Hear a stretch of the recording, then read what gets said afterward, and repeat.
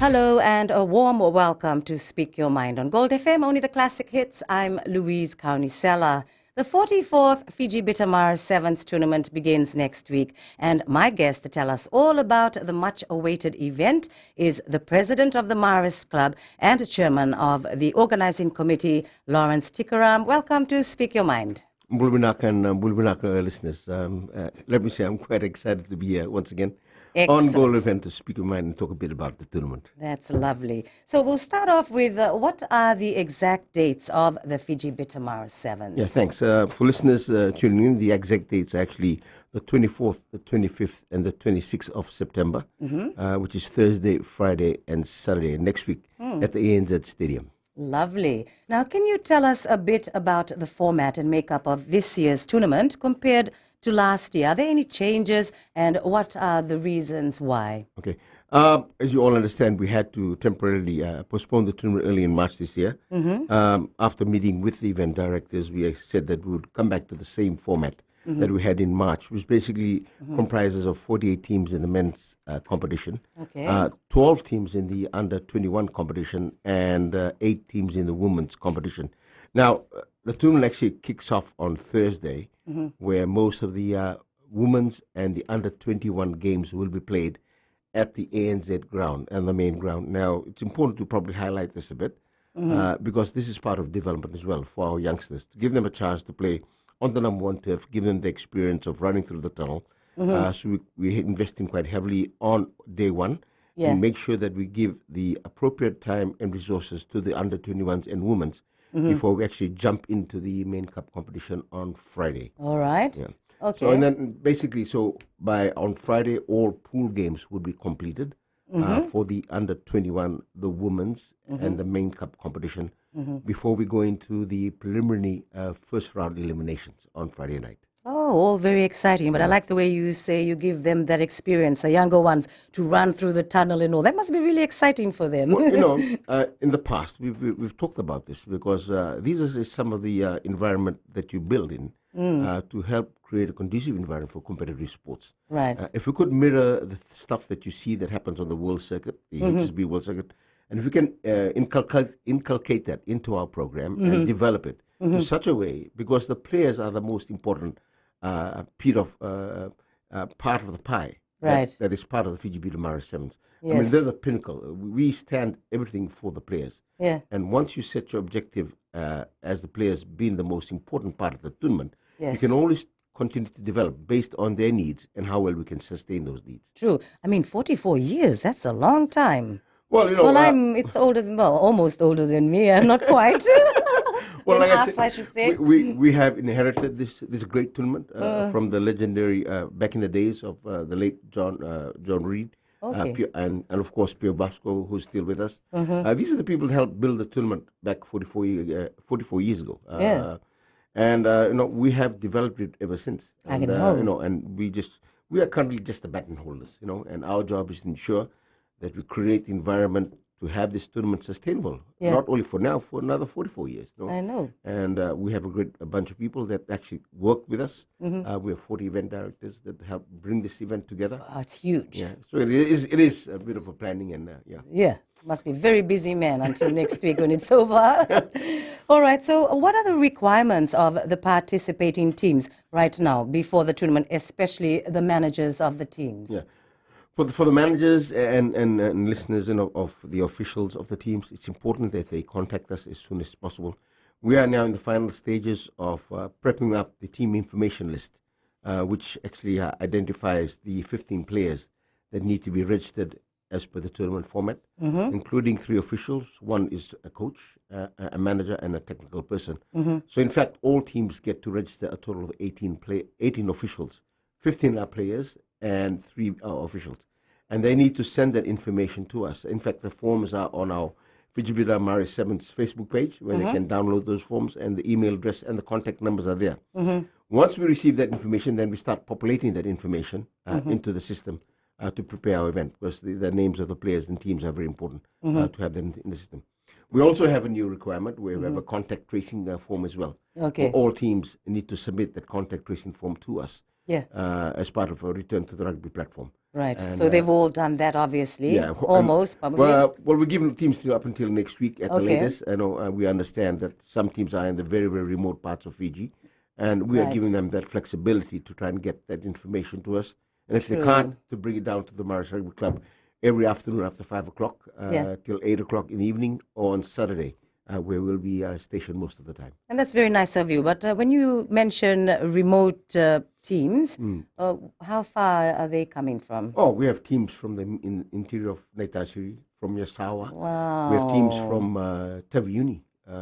We have teams from Levuka. So we have a very wide geographical spread of teams that are coming to support and participate at the Mecca Sevens, the 44th Fiji Beta Mara Sevens. Gee, I would say so.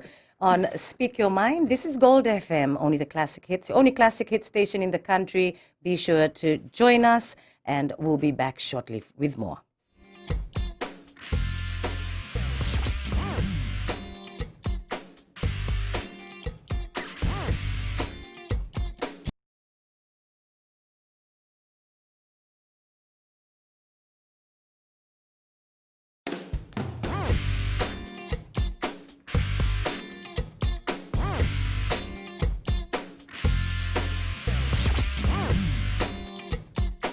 We're back on Speak Your Mind, Gold FM, only the classic hits, the only classic hit station in the country. I'm Louise Kaunisela, and we have as our guest in the studio today the president of the Maris Club and chairman of the organizing committee. And this, of course, is for the 44th Fiji Beta Maris Sevens tournament. Lawrence Tikaram, I mean, you've been with this tournament for a very long time too, haven't you? Since 2011, when we actually helped. Okay. Was asked to come and participate running the tournament. Yeah. Okay, fantastic. And you're doing a great job. So how are teams motivated for this year's tournament? Well, we talked about the benefits of prize money, and it's an important factor apart from the prestige of the tournament itself. And after the March tournament, we actually had to rethink, whether we could continue to afford the prize money.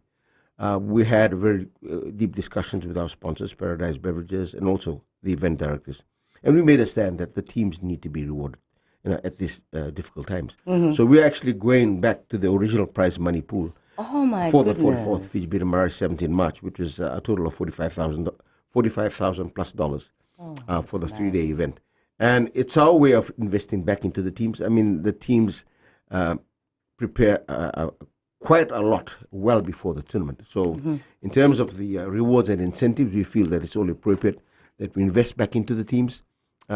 People may not understand that when we postponed the March tournament, we actually gave the teams a chance for a full refund as well. So we took the brunt of the cost, but it's about the teams and it's about the players. It's about recognizing who are the most valuable assets that we have and how well we reward the infrastructure of the Fiji Beta Maris 7. So, yeah, so the teams in the main cup, the winner walks away with $15,000 cash. The runner-up gets $5,000.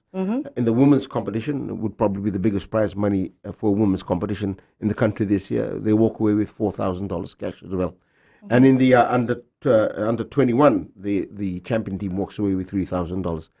But the beauty of the Fiji Beta Maris Sevens is that all teams get prize money. So, whether you have performed to the to your expectations or not, you will eventually get a prize money when you exit the tournament. Man, that's too good. Yeah. I mean, And of course, we are grateful to our sponsors, Paradise Beverages, Yes. and a host of other sponsors who made this possible. And the really sweet thing about it too is how women have been really coming up in rugby. And for the Maris Sevens, how many tournaments have you had women actually taking part? well, Probably a lot, maybe. In fact, the women's part of the competition has gone back quite a long time ago. And we continue to build on it. Hopefully, there are rooms to expand that. And I'm sure with the development that Fiji Rugby Union is doing at the moment in the secondary schools, that will help to breed players, especially for sevens, because you have to breed a certain capacity of players to play sevens and a certain capacity of players to play 15s. Yeah. So you have a wider threshold and a bigger pool of players at your availability for them to participate in tournaments such as this. But it's also the sustainability that that we need to look at and how well we can continue to help develop sevens rugby, especially in the women's category. Yeah, so and that's something to look forward to as well, the watching the women take part. So what's the ticket pricing for this year's tournament? Well, we talked about trying to keep it affordable. It is grassroots rugby. We have decided that on day one, ticket prices will be $5 flat. That's across the ground. Oh, and that's grandstand. excellent. Day two, it's $7 flat. Again, grandstand and ground. Of course, there's limited capacity. Part of the COVID back to rugby, 50% capacity.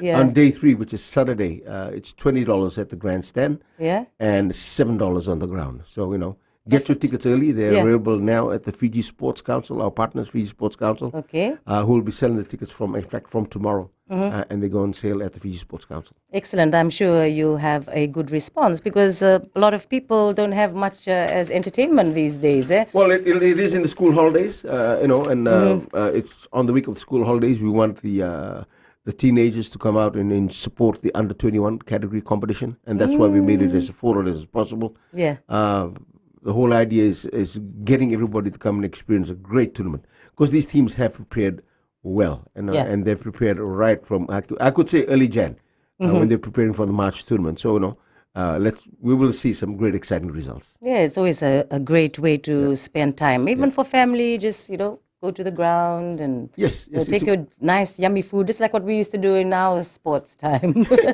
But this time, it's extravagant, like you said, extra of Mecca of the 44th Fiji Bitamara Sevens. Yeah. I mean, good. I hope it'll be a really good sunny day, but doesn't matter. We still love rain too. We work within the Lord's control.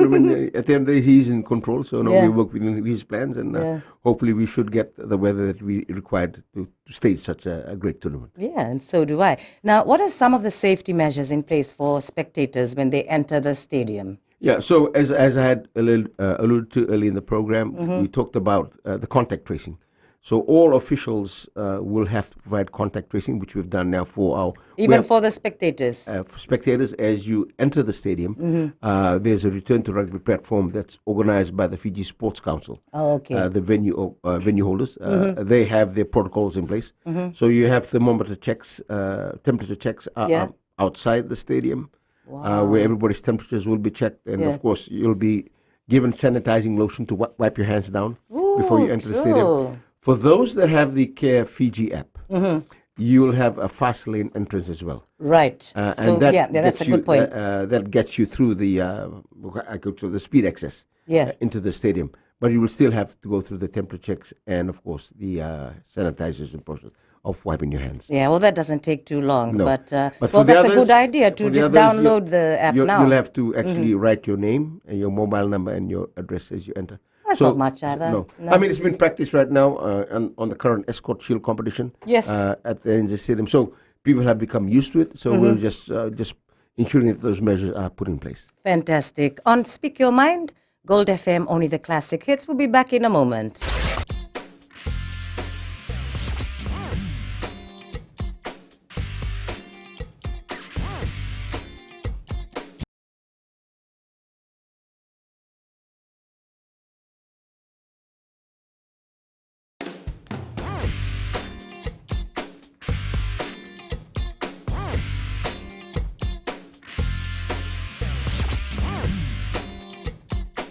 Welcome back to Speak Your Mind, Gold FM, only the classic hits. I'm Louise Kaunisella. This is our live radio talkback show, and we have the delayed coverage on FBC TV every Tuesday and Wednesday mornings at 11. Now, if there's something that you might like to ask, you're most welcome to call 3220-906 or 7732-906. So now my guest is the president and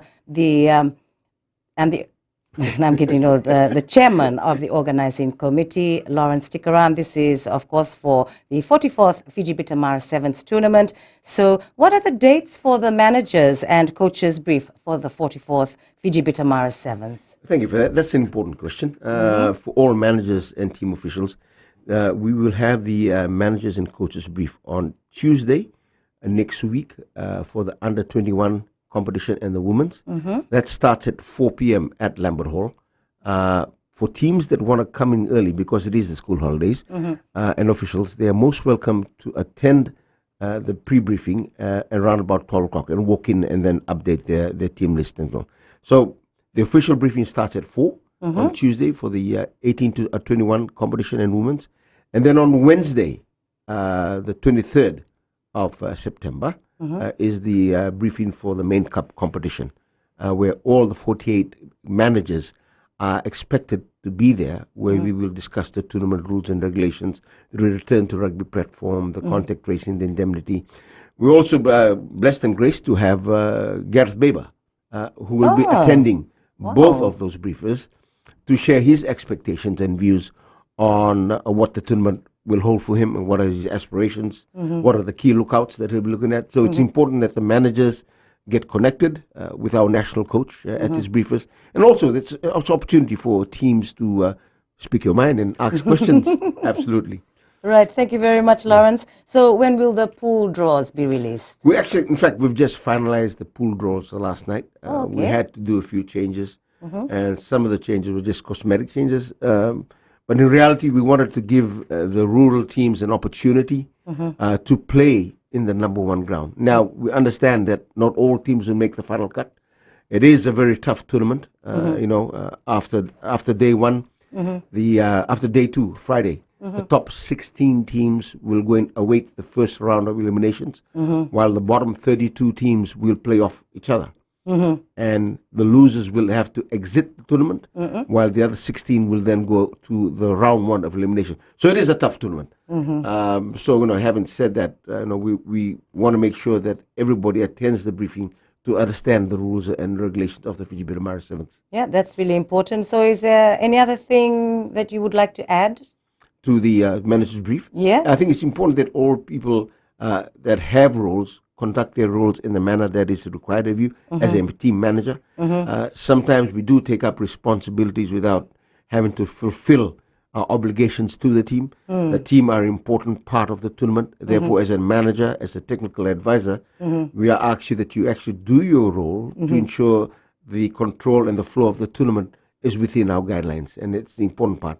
So the managers play a critical part in getting the team slips to us well before time, that the names are spelled out correctly, that the jerseys are written correctly, that they tick the right box for the subs. So all that, the minor details, the managers play a huge role, and they need to understand the rules of the tournament to ensure that we have a very successful tournament. Yeah, and everything runs smoothly. But who are the defending champions of the Fiji Beta Mara Well, the defending Sevens? champions are Police, as you understand. Yes. I know it was a thrill of a match last year. Yeah. They're back in this year as well.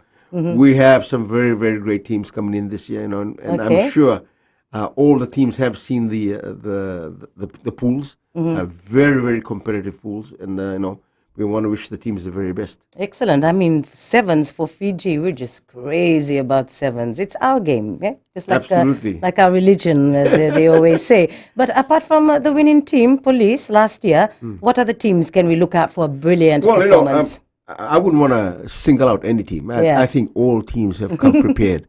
But I want to talk about the teams that have come from the islands. I think I'd like to hear that too. Teams from Sinimboro, Waimanu, teams in Bililebo and Imala, teams from Raiwasa Tabini, Marabu Tabini, teams from Yasawa. These teams have put in a lot to come to the Fiji Beta Mara Sevens. And I think their fan base should show them support and come on down to the ANZ Stadium, cheer them on, because honestly, they deserve the very best of support when it comes to playing at the Fiji Beta Mara Sevens. And I can imagine how excited they must feel as well. I mean, Gareth Baber is going to be there. They're probably going to see some of, world sevens players as well. Yes, I mean, the Fiji Rugby Union have given their blessings to the tournament by releasing players to play for their respective clubs. Okay. And I think it's an experience that'll happen when these rural players, these island players, get to rub shoulders with the best, the Olympic players, the cream of Fiji rugby. Okay. And for them, that's development, to be able to play aside them or against them, or just be in the same stadium with them, on the same pitch. That is part of development. I can just imagine how they'll be feeling, they'll be like, oh my gosh, there he is, I can see him in the flesh. But anyway, we'll be back shortly on Speak Your Mind, Gold FM, only the classic hits. Yeah. Thank you for your good company.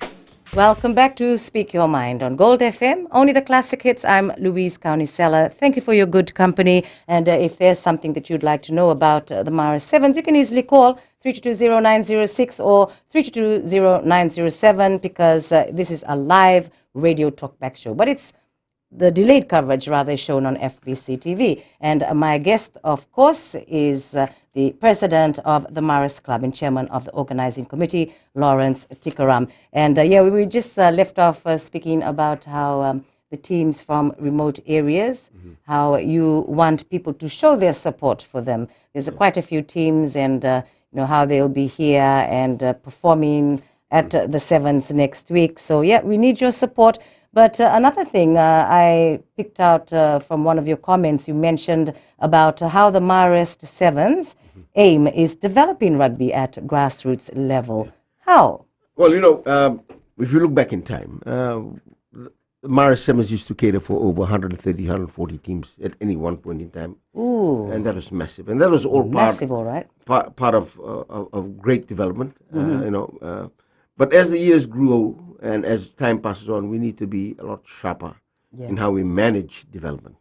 So we're actually managing the technicality of the event, the actual development of the event, and working with our other sister partner events as well. So we talked about downsizing, and people say, "Oh, but you're not actually developing; you're downsizing." But by downsizing the tournament, what will happen is that it'll give us working space to work with other tournaments that are around the country. Yeah. For example, the Fiji Bira Nawaka Sevens, or the Fiji Bira Sabu Sabu Sevens, or the Fiji Bira Wariki Sevens, or the Fiji Bira Mokani Sevens. Now, the whole idea is to have these teams, these tournaments, blend in with the Fiji Bira Mara Sevens over time, where teams that play in these tournaments can actually automatically qualify for the Fiji Bira Mara Sevens. So then you're getting grassroots teams from across the country, working with the Fiji Bira Mara Sevens committee to bring in these rural teams who have participated well at those tournaments, right, and automatically qualify for the tournament. And those are just some of the plans. Right. We also want to move it to lesser grounds, so it's better for us to manage.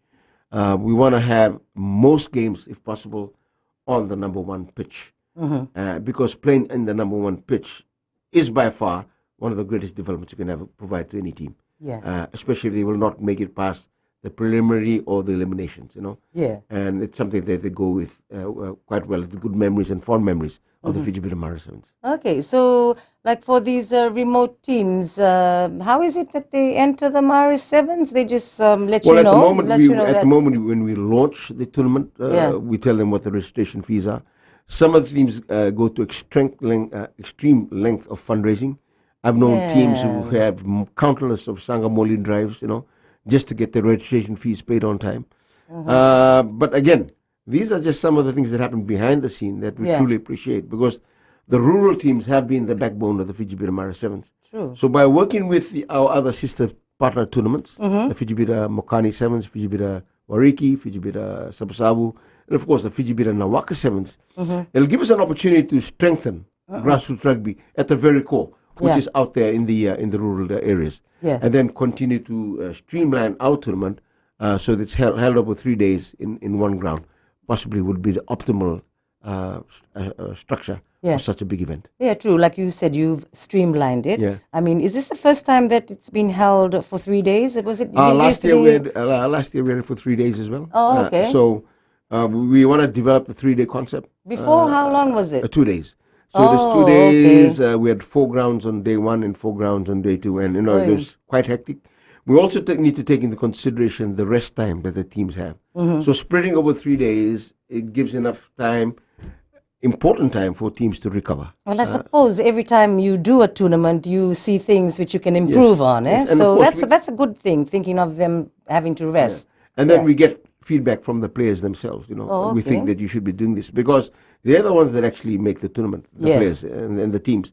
So if we have to take criticism, positive criticism, take it back, dissect it, and see how well we can continue to adapt, build, motivate, change, embrace. This is part of the challenges of running such a great tournament. And it's the legacy that we want to leave behind for others to build on, because that's the beauty of the Fiji Bira Mara Sevens. Yeah, so that's next Thursday, Friday, Saturday. And you said the tickets, they can get them from The Fiji Sports Council. Fiji Sports Council. Yeah. And they're really reasonable, I think, the tickets. That's really good. Yeah. Yeah. So, I mean, I'm sure, well, I mean, half, 50% capacity, of Yeah. course, over the 3 days. Absolutely. Yeah. And I mean, $5 for day one for watching, I think 34 games on day one. Oh, It's a total of brilliant. 174 games over the 3 days. That's brilliant. The day one games go up until 7 o'clock in the night, which will be played under floodlights. Day two, ANZ Stadium main ground. The last game is scheduled for 7 o'clock, Okay. while Bacchus and Bidesi games will finish at about 5.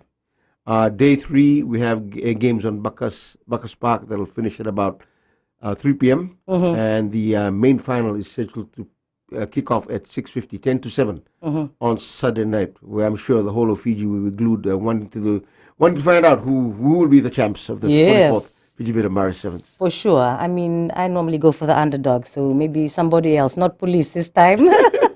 Hope the police gang don't hate me for that comment. But yeah, anyway, we'll be back shortly on Speak Your Mind, Gold FM, only the classic hits.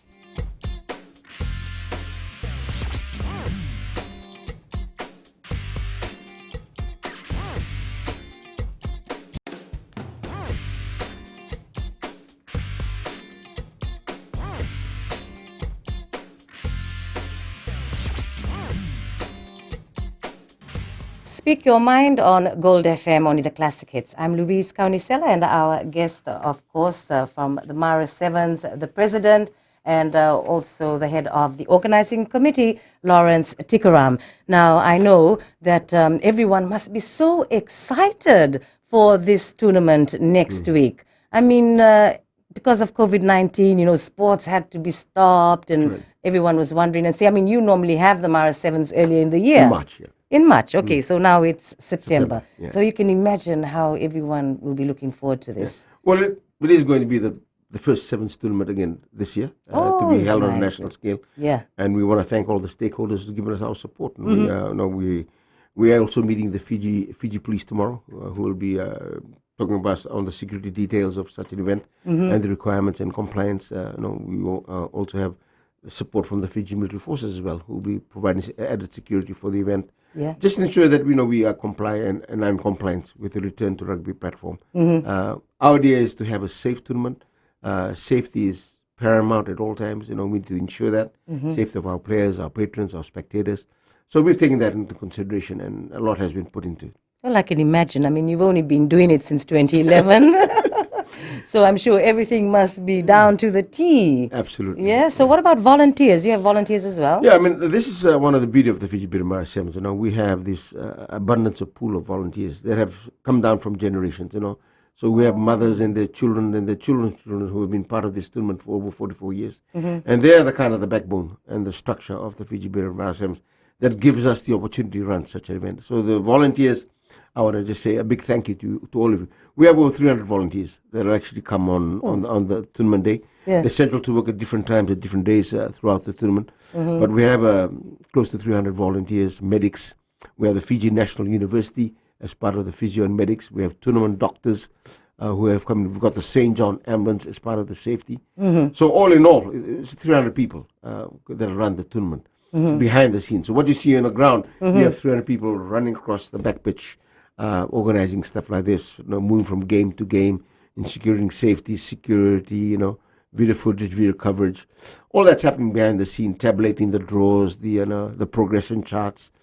That's a lot. That's a lot. I mean, for them being volunteers and Yes. to do that, so that is something actually, because they just want to do it. They have that passion of being able to run the tournament. And the very beautiful thing about it is we have families who have now become part of the Fiji Beta Maris Sevens, where their parents used to play, and their parents are now volunteers, True, eh? and now their children are now volunteers. And I think the Maris family, we're blessed to have such great a family of sponsors as well. True. Maris, right. Okay, so we have all the volunteers. There was something else that I wanted to ask you. Yeah, the sponsors. Yeah. So, again, the sponsors play a critical part. Making it happen. We have a hand-in-glove approach with our major sponsors, Paradise Beverages, Joe Roden, and Mike and the team. They've been with us from day one, from 44 years. It's a marriage I know. Marriage is blessed in heaven, I guess. And we want to thank Joe Rohrer and his team for all the work that they've done in supporting grassroots development, not only the Fiji Beta Mara Sevens, but all the other tournaments around the country that they sponsor. The Mokani, the Nawaka, Savu, Wariki Sevens. These guys have been sponsoring these tournaments for such a long time. Of course, we have our friends at Fiji Water. We have a lot of old boys who sponsor their companies who actually come and do it. Amazing. Freshet is another sponsor. They Yeah, provide you just got a call, remember, before we came on? Wow, they're interested. You said old boy. Oh, you guys are just so close, aren't you? Freshet, they provide all the volunteers' meals. We have William and Goslings. They provide all the logistics. We have shipping services. Bernie Hongtai, who's a proud old boy. He provides the operational logistics, his trucks and his containers. We have Comtech, Mick Cornish, who provides all the radio telephones for the tournament. We have Rico, who is our official stationary admin supplier. Shipping services we talked about. Heaps of sponsors. We have Coca-Cola. They provide all the beverage and hydration drinks for the tournament. Wow. So we have about 39 associated sponsors. Many old boys. Many who actually come and run it themselves. So they bring their workers from the company and they get heavily involved.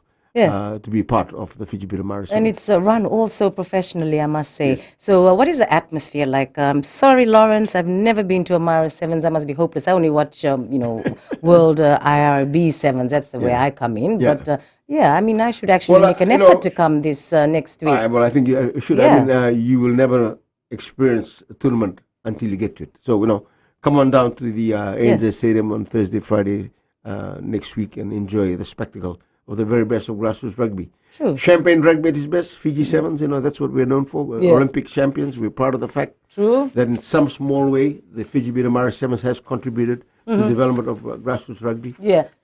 There's also talks now with Fiji Rugby Union about a circuit, a series. This is looking forward? Looking forward, that we want to support and embrace as well by working with Fiji Rugby Union.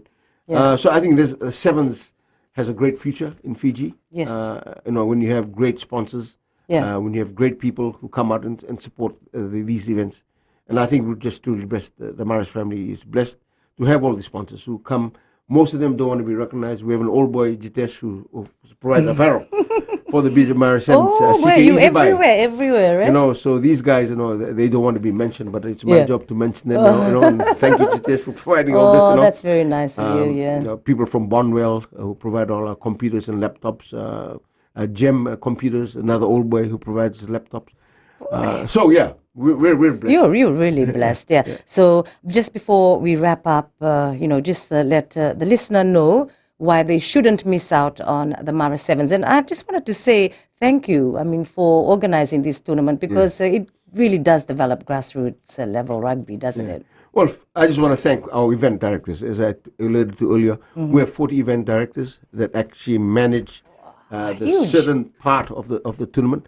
So these event directors come with a set of skills, and I think that's what makes us unique. So everyone comes with a set of skills. We respect the set of skills. We let them run with the tournament. As chairman and president of the organizing committee, I kind of guide and ensure that it's within compliance with the objective of the tournament. But everybody works within their job objectives. And I think we're blessed to have these 40 credible people, most of them old boys and their families who have come and taken charge, the event directors, to run the tournament over the 3 days. And for people listening out there, I suggest you get your tickets early. Okay. Don't be disappointed by coming up to the gates and find out they were sold out. We have a 50% capacity, so the capacity has gone from 18,000 to 9,000, so only 9,000 are allowed within the main arena. Right. That excludes Bacchus, Bedesi, and the outside grounds. Right. So you need to get your tickets early. You need to arrive early so you can get your contact tracing details updated. Yeah. So you can go through the COVID-19 pre-checks to ensure that we have a great and enjoyable 44th Fiji Beta Mara Sevens. I'm excited. I'm sure Fiji is excited. And I'm sure the world is excited to watch Fiji host one major tournament in these times. Absolutely. Yeah, major tournament, all right. So when you say arrive early, in the morning, like what The gates time? open up on day one at 7 o'clock on Thursday. Oh, that's nice and early. because the 7 a.m., right? The first game kicks off at 8. On Okay. Friday, the gates open again at 7. Okay. The first game kicks off at 8. And on Saturday, the gates open at 7 because the first game kicks off at 8. So, get your tickets early. Yeah. Come in, don't be disappointed. Come and support your teams. These teams have been there for, preparing for such a long time. We want to make sure that we give them the very best. And at the only biggest, the Fiji Bidder Mara Sevens. Well, thank you very much, and all the best to the players, the teams, as well as the organizing committee. I hope that it's really successful, and I'm sure it always is anyway. Yes. But thank you very much, the president of the Maris Club and chairman of the organizing committee, Lawrence Tikaram Vinakavakalevu. Vinawalu. And from me, Louise Kaunisela, thank you so much for your good company. I'll talk to you again next week, same time, and you take care, look after yourself, and more importantly, look out for each other. Nisamo demanda.